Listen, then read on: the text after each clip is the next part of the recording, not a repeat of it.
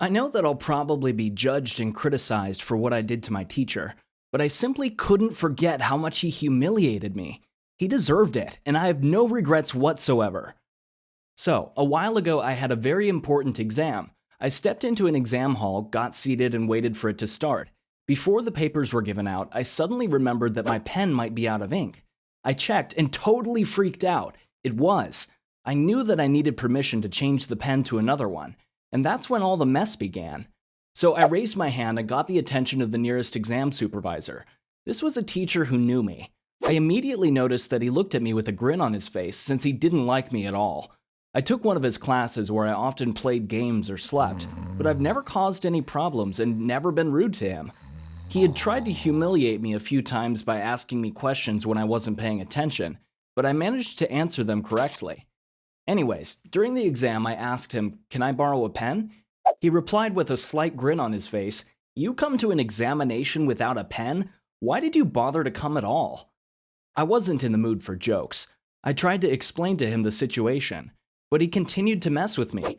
"Whose fault is it you forgot? My fault? Why don't you forget to take the exam as well?" There were hundreds of people in that dead silent exam hall, and all of them were staring at me. So I asked him again, but his only reply was, "No, it's your own fault you were careless. You're so smart, right? Take the exam without a pen." Are you kidding me? It was my last and the most important paper, and there was this guy showing everyone how helpless I am while he enjoys it. I looked at him and he just widened his smirk. Luckily, I didn't snap. I ignored him, raised my hand, and waved at the next nearest exam supervisor who allowed me to borrow a pen. But with all the rage coursing through me, it was really hard to focus. Immediately after my exams, I had one clear goal in mind: to teach him a lesson for what he did to me. So I went to speak to the dean of the faculty. He immediately organized a meeting with this teacher, and guess what? He just spoke about how I was a troubling and careless student, that he just wanted to teach me a lesson and would have let me borrow a pen later on. The dean sided with him, and no further action was taken. So holidays began, and I devoted extraordinary effort into finding a way to defeat that man. I went through his Facebook, years of it, thousands of photos and comments. I found nothing that would get him into trouble. Then I Googled his phone numbers and emails, pages upon pages of boring stuff. I was asking myself how such an awful person can live such a perfectly innocent life. Hours of scrolling through web pages and nothing. I was desperate.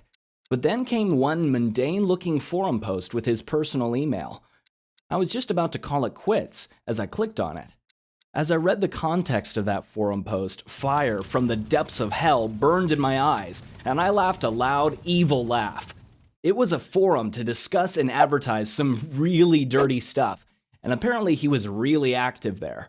He made a huge mistake of using his personal email there, but anyone could have posted his email, so my odds weren't good. But, well, I immediately contacted our local news website. Its staff was really interested in the possibility to expose the teacher and agreed to meet with me. But they had concerns about the legitimacy of the teacher's ties to that user account. So I told them of a plan to bait him into using his mobile number to identify himself as the owner of that account. We cooperated and implemented the plan.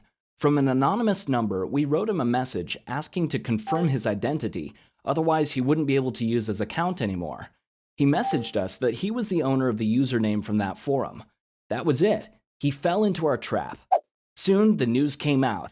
Since I asked the website staff to keep me anonymous, nobody knew who hit him.